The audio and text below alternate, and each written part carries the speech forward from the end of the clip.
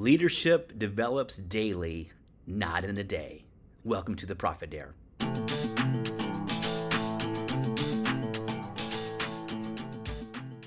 It is with great joy that I spend a few hours with you teaching you the 21 Irrefutable Laws of Leadership.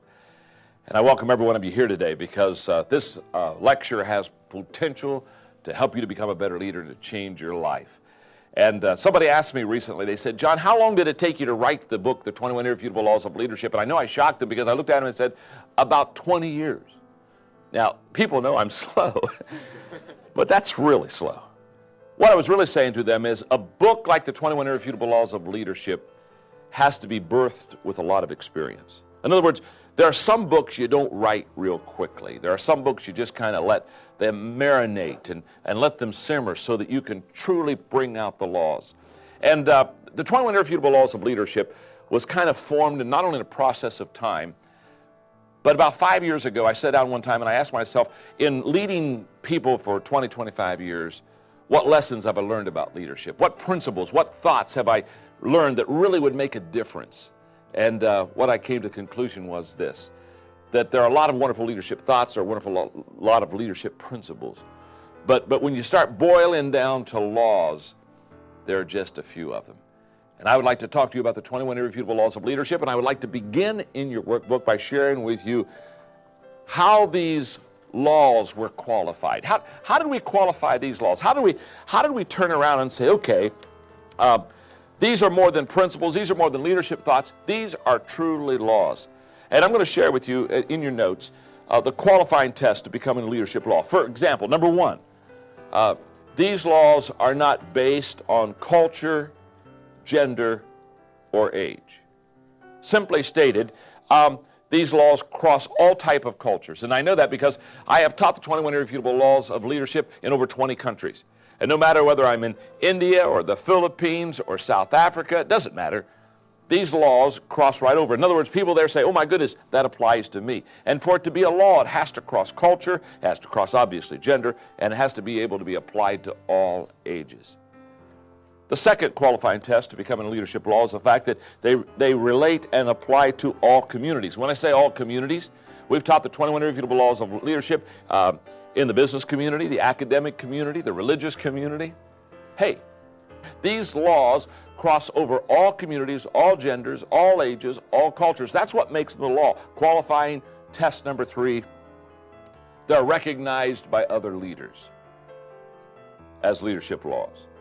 In other words, one of the things I did in the process of writing this book and preparing this lecture is the fact I sat down with other leaders and I said, let me ask you a question. Do you think this is a leadership law? And often, many times, these key players would look at me and say, you know what, John, that's a great thought, but let me give you an exception. It doesn't work over here. And I'd say, hey, you're exactly right. It doesn't work over here. So other great leaders came around me and really helped me to form what I call these 21 Irrefutable Laws of Leadership. And then qualifying test number four, they stand the test of time. You can take these irrefutable laws of leadership and you can put them in this century, you can put them 5 centuries ago. In fact, I have a wonderful friend, Jim Garlow, who just finished writing a book, and it's an incredible book, where he takes the 21 Irrefutable Laws of Leadership and he takes people throughout history, going back to thousands of years, and he talks about how many of them violated the law, how many of them applied the law and were successful with it. And I've had the time of my life just reading this book because all of a sudden I'm seeing the 21 laws as they operated in the times of Caesar and in the times of the Civil War. The laws, they stand the test of time. Now, let me make just 3 or 4 observations quickly about the laws. Observation number one is, and here's the good news, I love this one. These laws can be learned. You and I can learn these laws. The second observation I want to make is this. These laws stand alone. What I mean by that is, it's possible in law number 2 that you don't do well, law number 3 you do well. It's not like building a house where you put brick upon brick. They truly do stand alone. They're not dependent upon other laws. They don't build on each other. They all stand alone. Observation number 3 is that these laws carry consequences. Now let me explain to you exactly what I mean by when I say these laws carry consequences. About a year ago, I was lecturing on the 21 Irrefutable Laws of Leadership, and a guy came up to me, and I'll never forget, he looked at me and said, I just finished reading your book, and he said, I just want you to know, John, I don't agree with one of your laws. And when he told me that, I looked at him and I smiled and I said, I don't care. I don't care. And that kind of threw him for a loop because I think he thought I would care. And he looked at me and said, what do you mean you don't care? I said, I don't care if you don't agree with one of those laws. He said, well, what do you mean by that? I said, well, they're laws. Whether you agree with them or not, it really doesn't matter. It's kind of like the law of gravity. Somebody coming up to you and say, you know, I just don't buy into the law of gravity. I don't care.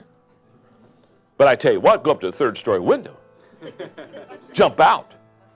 In a millisecond, you will buy into the law of gravity. See, the laws are the laws. And the laws, they don't ask you to buy into them. They just tell you that if you do buy into them, you're going to prosper. And if you don't buy into them, it's going to hurt you. These laws have consequences. What I found about leadership is there's consequences. And as you go through this series of training on the 21 Irrefutable Laws of Leadership, you don't have to agree with the laws, you don't have to even like the laws, but I'm here to tell you, they'll make you or break you, they'll bless you or curse you. And if you learn how to apply them to your life, it'll be amazing how successful you become. And the last observation I want to make about these leadership laws is that these laws are the foundation of leadership. They're the foundation of leadership. This is what you build your leadership life on. So, I'm ready to go. Let me ask you a question. Are you ready to go? Yeah. Now, this is a huge law, and although I say one law is not more important than any other law, here's what I do want you to know. If I would start off with any law, I must start off with this one, and here's why. Because if you can buy into this law in the next 5 to 6 minutes as I talk to you, if you can buy into this law, you'll have a great passion to learn all the others, and let me explain why. I'm going to illustrate the importance of this law by using my hands. Watch this for a moment. It's kind of a visual illustration. Let's say, for example, my left hand here represents my ability to lead people. This is how well John Maxwell leads people. This is my leadership lid. Okay. If this hand is my leadership, and if this hand is my business, in other words, my company, my department that I'm overseeing, okay, whatever I'm in charge of, here's what I want you to understand. My department, my business, my company, my organization, here's what I want you to understand. The lid of my leadership will never allow my business to get any higher. It'll never allow in other words, if this truly is my leadership lid, my company, my business, my department, my organization, whatever it is, it can never get any higher than the lid of my leadership. In other words, your leadership, my leadership, our leadership lid, whatever it is going to literally control and determine the size of our business. Now, this is huge. If I were sitting where you are right now and I was taking notes, what I'd be saying to myself is something like this. Since the law of the lid says that my leadership is going to determine my effectiveness, the most important thing that I can do in my life is learn how to become a better leader. Let me explain to you. Remember, I've already said to you the laws can be learned. We've already realized that you can learn these laws, okay? In fact, you told your neighbor, you can learn these laws. Now, let me explain to you what can happen. Let's say from a 1 to a 10, my leadership lid is a 4. Well, what that means is if I'm a 4 as a leader, then my business, my organization is going to be a 3. Now here's what's not going to happen. If I'm a 4 as a leader, my business or my organization is not going to keep going above that lid and go to a 4, 5, 6, 7. It's never happened. In the history of mankind, the organization has not grown beyond the lid of the leadership of that organization. The leadership contains and controls and determines the size of the business. Now, so if I'm a 4, you look like a great smart audience, so I'm going to ask you a question. If I'm a 4 as a leader, what's my organization going to come to that I lead? But what's my number? 3, 4 max, isn't that right? Can't be any higher. What it's not going to be a 5, 6, or 7 because my lid is a 4. Now, the good news is I can learn to lead. So here's what I'm saying. If I'm a 4 as a leader and I've got a 3, 3.5, maybe, max, maybe a 4, I doubt, company or organization, here's what I want you to see. If I go from a 4 and I start learning leadership to a 5, to a 6, to a 7, all of a sudden, now look what happens. I have capacity for growth. I have potential for growth. My company can go from a 3 to a 4 to a 5 to a 6. In other words, here's what I'm saying. You can literally double the size of your department. You can just double the size of your company by just lifting your leadership lid. But everything, remember this, everything rises and falls on leadership. By the way, where I learned this, when I lived in San Diego, California, I had a fellow by the name of Don Stevenson who was my mentor. And he was the president of Global Hospitality, and that Global Hospitality literally would buy, they would buy resorts that were going bankrupt. Resorts like La Costa, Greenleaf, any kind of major resort across America that was going under financially. What we found was that this company, Global Hospitality, they would come in and they would buy the company. Okay, now get the picture. Here we are. I'm sitting out with Don Stevenson about every other month. He's mentoring me, and I asked him one day, I said, Don, when you go buy a bankrupt company, a resort that's going under, are there some things that you always do? And I'll never forget. He looked at me and said, John, he said, yes, there is. He said, when we go into a bankrupt company, he said, there are 2 things we always do. And I looked at him and said, 2 things? He said, yes, absolutely. He said, the 2 things we always do is, he said, first of all, we train all the people that are in the service business, the employees. In other words, the guys that are out there when the cars pull up and they're unloading the luggage. He said, we train them all in relational skills. In other words, we train them, we talk to them about how to remember names, how to get along with people. And he said, the reason we do that, the waiters, the waitresses, the people behind the checkout counter, on the grounds, and he said, what we found is 90% of the people who do not return to the resort after their first visit had a bad experience with the employees of the organization. They weren't treated with great respect, or they weren't taken care of well. And so he said, what we do is we go through and we train all the people. Now what I'm doing, I'm sitting here and I'm taking notes, and so I'm writing down to me, make sure that you've trained all the people in your organization. Okay. He said, the second thing we do is, he said, every time we take over a bankrupt company, he said, we fire the president. You're fired. And I don't write that one down. And I look at him and say, what do you mean you fire the president? He said, John, he said, every time we take over companies going under, he said, we fire the president. I said, well, it seems a little harsh, isn't it? I mean, don't you first go see him, you know what I mean? Go sit in the office, light a fire in the fireplace, hold hands, do a little kumbaya, you know what I'm talking about? No. He said, John, he said, we fire the president. And I'm pressing him a little bit more, and I can remember, because he was eating the salad. He was just looking down, eating the salad, talking to me. And he stops, puts his fork down. Now he's looking at me. He's a little bit ticked that I'm not catching this, And he's looking at me, he said, John, listen to me. He said, if the president were any good, the company wouldn't be going bankrupt. The first thing we do is fire the president. I remember finally saying, fire the president. You know what he was teaching me that day? He was teaching me the law of the lid. What he was really saying to me is that it's an absolute fact that in any organization, everything rises and falls on leadership. And the leadership of that organization will determine the size of that organization. And so therefore, when you have a good company that's thriving and doing great business and excelling, you've got good leadership. And when you've got a company that's stagnant and it's going downhill and it's not going well, I can promise you, you have bad leadership. Everything rises and falls on leadership. Now let me tell you what that law did for me as a leader. That day, when I walked out from the table, after listening to Don talk to me, that day, what I realized was that I was responsible as a leader. That I had to now take responsibility for my organization. I had to take responsibility for my people. I had to take responsibility for the success of my company. That I couldn't go and blame someone else. I read a statement recently that's just powerful. Here's what it is. It's easier to go from failure to success than it is to go from excuses to success. And whenever as a leader I begin to make excuses for why my company is not doing well or why my organization is not doing well, and I began to go and say, well, you know what, I mean, we're in the wrong location and we got the wrong people, listen, cut the excuses out. There's no excuse. If you're the leader, learn to lead and take responsibility for that leadership. Here's the good news. You can grow as a leader. You can become a better leader than you are right now. That I promise you. But take responsibility. Because the law of the lid says the organization or the company cannot rise any higher than your level of leadership. The law of the lid is a huge law. I have some questions. Just some simple questions. Questions that I want you on your own to ask yourself. Questions such as, what is the lid number on my leadership? From a 1 to a 10, where am I? Question number 2.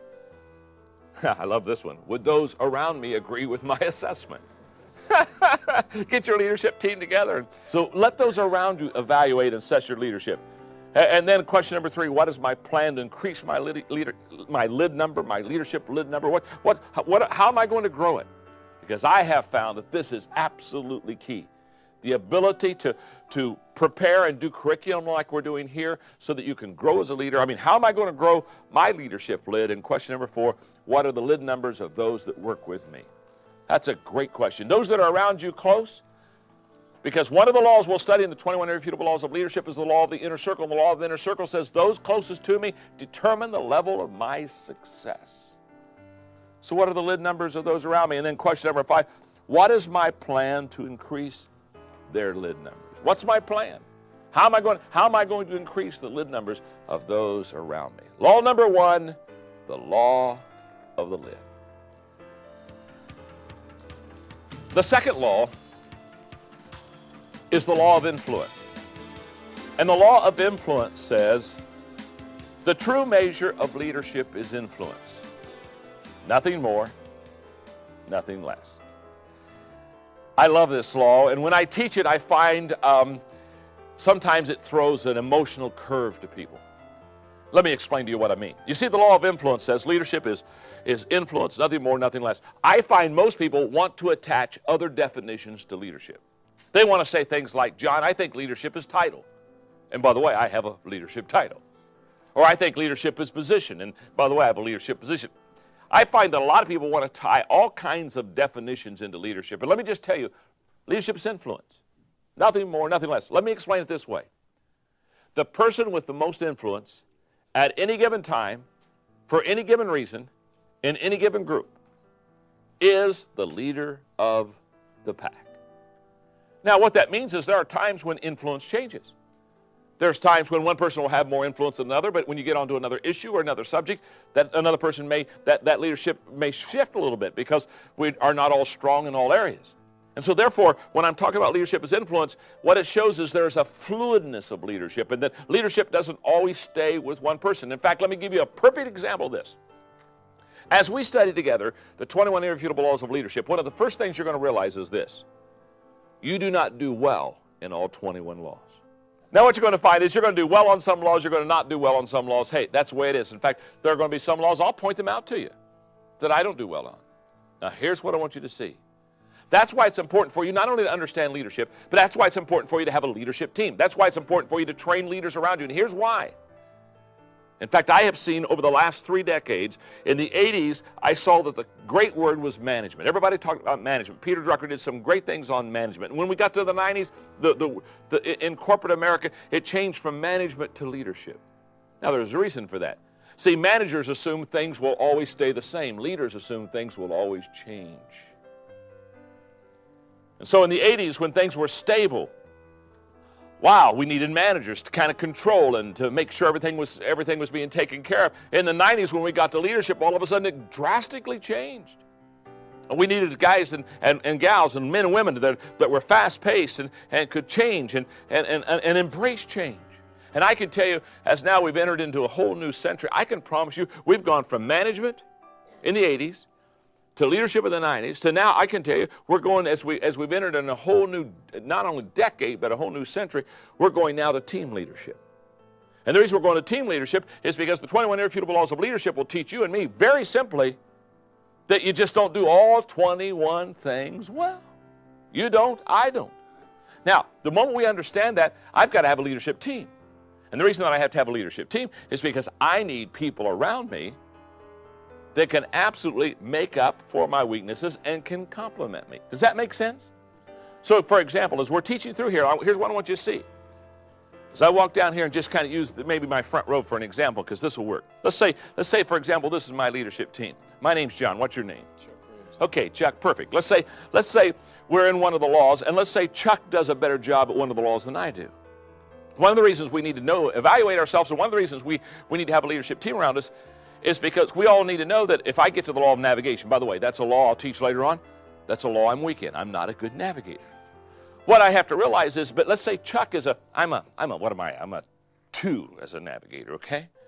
I mean, just trust me. You don't want me to navigate. I'm kind of like Mr. Magoo, okay? So you don't want that. You don't want Mr. Magoo running the ship now. But Chuck, let's say he's a 9. What that means is when we get to something in our organization that requires navigating, what we do is I take, and now Chuck has more influence. Because if you know Chuck's a better navigator than me, who are you going to follow? See, for too long, we've said, follow me because I have the position. How ridiculous. Follow me because I have the title. I'm the president. I'm the one that's over everybody. Follow me. That's not a good reason to follow somebody. You ought to follow a person because they're competent. You ought to follow a person because they're best. And the secure leaders, and I'll talk about the law of empowerment. That's another law. But the secure leaders look around and say, look, gang, let me tell you something. Chuck's a better navigator than me. So when it comes to navigating the day-to-day process, and we've got to navigate maybe for a 3-6 month period on some issue in the organization, Chuck's going to have the ball, and I'm going to follow Chuck. Because all great leaders are not only leaders, they're great followers. Because they appreciate the value that true leadership brings. Does that make sense? So leadership is influence. I may have influence in some areas. Chuck will have influence in other areas. What's your name? Bridget will have influence. In other words, the person that is the best leader should have the most influence in that given area. Make sense? So look around you and ask yourself, who is influential and in what areas are they influential? That's why, several years ago, I designed a way for people to understand influence as it pertains to leadership that would make sense to them. I want to draw your attention to the 5 levels of leadership. And when I use the word leadership, I could use the word influence. I use them interchangeably. And what I want to do is I want to walk you through this because this is essential for you to understand where you are as far as what level of influence you have and where you should go to increase your influence level. For example, let's go down to the very bottom step, okay? On that first lowest level, put the word position. Now, that's the lowest level of influence. That's the lowest level of leadership. In other words, when you and I go to an organization, we get a title, we get a position. Now, right inside that step is another blank. I encourage you to put the word rights because that's the key word when you're on the position level of leadership. Let me explain. When you and I have a title, when you and I have a position, we get certain rights that come with the position. Is that true? They'll look at you and say, you're going to be over these 6 people. This is going to be your department. These are your people that you're responsible for. Okay. In other words, at level number 1, people follow you because they have to. In other words, people say, why are you following that person? Well, it's because they're the boss. They're the leader. I have to. In other words, I'm under them. I really don't have any choice. Now, let me share something with you.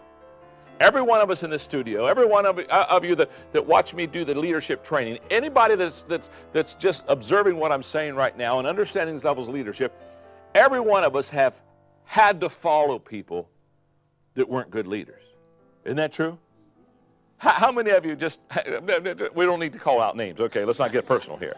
How many of you have at one time in your business life or your work life had to follow somebody and they were just a lousy leader? I mean, that's absolute go. That's 100% in the studio. Here's what I'm saying. Every one of us have had to follow people that were not good leaders. Why? Because they had the position and title. This year I'm going to be speaking to the West Point. I'm coming in for 2.5 days. I'm going to be speaking to all the cadets. I'm going to be speaking to the leadership. And they want me to talk about the 21 Irrefutable Laws of Leadership because they teach it there. What's interesting is my challenge as I go to West Point will be I'm going to teach the 21 Irrefutable Laws of Leadership, and so much of the service area is based on rank. And what they're going to have to understand, and what I'm going to do my best to teach them, of course they're very, very sharp, so they're going to understand it very quickly, probably much better than I ever could, is they're going to have to understand that just because people follow you because you have a position doesn't mean that you're a great leader. Does that make sense? Level number 2 is the permission level. Let me walk you through the rest of these very quickly. And the key word on the inside of level number 2 is relationships. At level number 2, people follow you because they want to. And by the way, just stop for a moment and look at your notes. There's a world of difference between 1 and 2. In step number 1, people follow you because they have to. In step number 2, people follow you because they want to, because now you've developed relationships with them. Level number 3 is the production level. And the key word is results. Basically what I'm saying at level number 3 is this. At level number 3, people follow you because of what you've done for the organization. In other words, it's growing. The profit's better. The morale is higher. Okay, now all of a sudden people are following you because you've been successful in the organization. That's level 3. Level number 4 is the people development level. That's always my goal. When we talk about a couple of the laws of leadership, I'll talk more about people development. But at people development, the key word is reproduction. Oh yes, people follow you there because of what you have done for them. What you have done for them as individuals. In other words, on level number 3, they follow you because of results and what you've done for the company. At level number 4, they follow you because of what you have done for them. Now they're personally growing. Now they can say, I'm a better person. I'm more effective in my job because you've equipped them, you've given them tools. In the last level is what I call the personhood level. And the key word there is respect. And basically, you have done it so well with so many people for so long that people just automatically put you up there. So it's a wonderful level to be on. And I would encourage you on law number 2 just to take some time and look at the questions and ask yourself questions about influence and how you can more effectively influence others. The 5 levels of leadership, which is a lecture in itself, has its own training video because I spend a great deal of time really helping people work through those 5 laws. But for right now, the law of influence says there are 5 levels of influence and you need to know where you are because leadership is influence, nothing more, nothing less. The 3rd law is the law of process. And the law of process says leadership develops daily, not in a day. This is an incredible law. I love to teach it, and the reason I love to teach it is because if a person can understand process, they're going to be very effective as a leader. But if they don't understand the process of becoming a leader, they're going to get very frustrated. Let me explain to you. Many times when I do leadership conferences, when we have a Q&A period of time, probably the most common question asked me when I do leadership conference, somebody raise their hand and say, John, here's the question. Are leaders born? And whenever they ask me the question, are leaders born? I always look at them and I always say, of course they are. Think about that question. I've never met an unborn leader. Don't particularly want to either, thank you very much.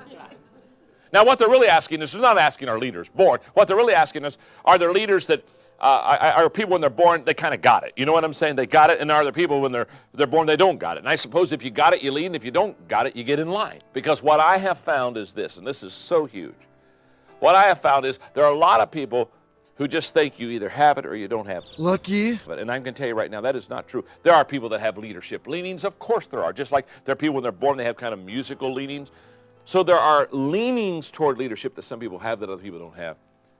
But anyone can learn to be a leader. In fact, that's why I have such a passion to teach leadership. That's why I have such a passion to teach these laws. Because if you learn these laws, it becomes absolutely amazing how well you're going to be able to learn to lead. So let me take a moment and explain to you a couple important thoughts in this law. In your notes, we overestimate the event and we underestimate the process. I have found this to be very common with people in leadership. They overestimate what an event will do for them. They come to a leadership conference or they read a leadership book and they say, oh my goodness, this is so good. And this is going to make me a leader. This is going to change me. Now, let me just explain to you the difference between the event and the process because this will help you understand the law of process. For example, when you go to a leadership event, I'm talking about like going to a leadership conference, reading a leadership book, okay, listening to a leadership lecture. Okay, when you go to a leadership event, that encourages decisions. That's what it does. In other words, you go in and say, oh my goodness, I know it's important for me to lead, so I'm going to make a decision. For example, when I taught you the law of the lid and said that everything's going to rise and fall on your leadership, many of you made a choice probably. You said, oh my goodness, then if that's the truth and my lid of leadership is going to determine how effective I am in my business, I'm going to have to learn to lead. That's a decision. Events encourage decisions. The process encourages development. The emphasis in process is continuing to grow and develop yourself. The event motivates people. We all love to come and be motivated and encouraged, but the process matures people. And we're wanting to mature you as a leader. To motivate you, yes, but mature you is much more important. The event is a calendar issue. You say, okay, on this certain date, I'm going to go to an event and learn some leadership, whereas the process is a culture issue. It's being in an environment or a culture that encourages you every day to learn, every day to grow, every day to develop yourself as a leader. The event challenges people. I find that I'm challenged when I go to leadership events, but the process changes people. Why? Because you can't change overnight. You can make a sudden decision, but you can't make a sudden change. That's a process. And there's a lot of difference between that. You see, here's what I think. I think the event is easy, and I think the process is difficult. And I want to encourage you, as you're watching these training tapes, to understand that it's a process. And it's not one day, one time, one book, one lecture that's going to change your life. But it's going through the process of doing that. And the reason that leadership must be a process is because leadership is many-faceted. In fact, think about it for a moment.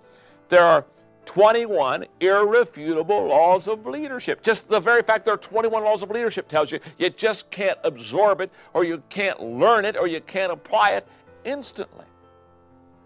I was doing a leadership lecture in, a couple years ago, doing a conference. And I'll never forget, during the break, I was signing books, and this kid came up to me, and he was just out of college, and kind of probably a business major, and he was all excited about leadership, what he was learning. And I could see his passion. I love kids because, they just have great passion. So he came up to me, and he kind of gets in my face a little bit, and he said, okay, John, he said, I love this leadership stuff. So I've been listening to you all day. So I got a question. I said, what's your question? He said, what's the one thing I need to know about leadership? I thought, oh my. So I sucked it up to get energy. Here we go. Got to match this kid's intensity. So I looked at him, and I kind of got in his face. And I said, the one thing you need to know to be a great leader is that there is more than one thing you need to know to be a great leader. In fact, I said there are 21 things that you need to know to be a great leader. Now, you see, here's the kid. What's he doing? He's trying to take leadership and condense it. He's basically wanting me to fast food leadership. He's wanting to come to the window of leadership and get a sack of leadership. You know what I'm saying? And take off down the road with this sack of leadership and kind of eat it on the way and come out of the car as a great leader. Can't happen. Why? Because leadership is many-faceted. Let me explain. Look at your notes for a moment. We've already understood that, first of all, leadership is influence. So it certainly is the ability to influence people, but it's more than influence. I can show you people that have influence, but they're not great leaders. Isn't that true? Well, it's also, secondly, navigation. The ability to take people from point A to point B to point C. So there's a navigating principle of leadership, and yet I can show you people that are tour guides that aren't good leaders. Or thirdly, it's empowerment. It's the ability to take people and empower them. Of course it is. To be able to put belief in people and let them go to a higher level on their own. But it's more than empowerment. Number 4, it's relationships. It's getting along with people, and yet I know people who get along with me very well, but they can't lead anything. Number 5, it's timing. There's a huge amount of timing that's involved in leadership and the ability to understand timing. It's huge. In fact, there's a whole law on it. But it's more than timing. Number 6, it's momentum. If you do timing right, you get the big mo going for you. And it's the ability to sense and feel the surge of momentum in an organization, but it's more than momentum. It's more than just getting the big mo going for you. Number 7 is sacrifice.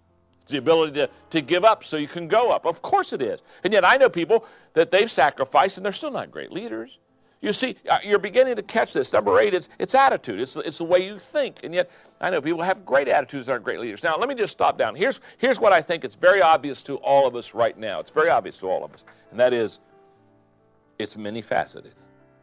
In other words, it's the ability to understand a lot of things that make you a well-rounded, mature leader.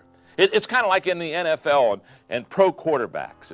It's kind of like a rookie quarterback coming into that major league. It's impossible for them the first year to be probably a great quarterback. There's just too much. I was up speaking the other day with the Cleveland Browns and Butch Davis and the crew, and they were talking to me, and I literally had a guy give me a 30-minute teaching on the quarterback and all they have to learn in their first year. And I thought, I was amazed. I thought, oh my goodness.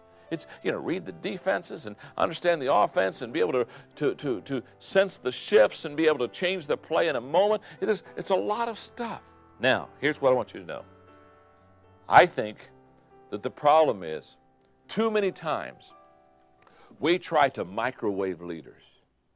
We put them in a microwave, we get them in our company and say, oh my goodness, I got to develop some leaders. And I got this Maxwell stuff, he said develop leaders. So come here, I want you to be a leader. I think you can be a leader. Here, get in the microwave. We push them in, push a few buttons and zap them. We need to quit microwaving leaders and we need to start crock potting leaders. That's huge. One more thought about this tremendous law of process. That is, the secret of our success is discovered in our daily agenda. What we do every day is the secret to our success. Not what we do at one moment or not what we're going to do sometime. A couple of years ago, I wrote a book called Your Roadmap for Success. And I'll never forget when I wrote the book, my publisher wanted to call it Your Roadmap to Success. I said, no, you can't call it the Roadmap to Success because there's no such place as success is not a destination. It's a journey. It's a process. And so many times we confuse true success with what I call recognition of success. It's like my friend one time said to me, he said, John, all my life I've worked hard at being an overnight success. Bingo. That's so key. It's a process. The law of process says leaders develop daily, not in a day. If you don't have the book, The 21 Irrefutable Laws of Leadership, I highly encourage you to get it. And if you have it, pick it up and kind of go through some of the chapters again. It's such a fantastic book. Now, it's been out for a couple decades now. And it's easy to focus on the latest, greatest trends, the zeitgeist. But this foundational teaching from John Maxwell, all his stuff, will absolutely help you build your career, your business, your side hustle. And so I want to show you some of the things that have helped me over the years, and this has been a huge component of any success I've had is people like John Maxwell. And so today we cover the three of the 21 laws. The first one being the law of the lid, which sometimes is hard for us to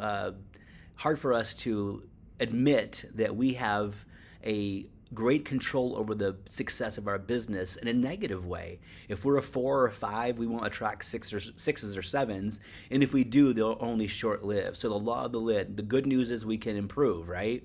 The second one, the leadership, the law of influence, is that leadership is influence, right? We have to have people willing to come alongside us or follow us, or however you want to word it. But if no one's following us, no one's working with us, we're just going for a walk alone, as John Maxwell says. And the third one we covered today, law number 3, is my personal favorite, the law of process. Leadership is a daily grind, not just a one-time event. And this is one that really resonates with my personality because I'm kind of a grinder, a gritty person, and it's good to know that I can improve. And I have improved incrementally. Sometimes it's been exponentially, but always moving forward. Even if it's a snail's pace, I'm just moving ahead. So I hope this video has been a blessing to you. What I'm trying to do is share some of the videos and audio clips of people I've listened to over the years who have dramatically helped my life, and this has been a huge part of it. The 21 Laws has been a great part to help me learn how to lead, how to be, gracious to people, and how to help people improve. So I hope it's been a blessing to you. If it has, please like, subscribe, share, and I will see you soon with a new video. We'll go through Laws 4, 5, and 6 soon. But until then, I dare you to profit so you can practice and promote radical, revolutionary generosity. Blessings.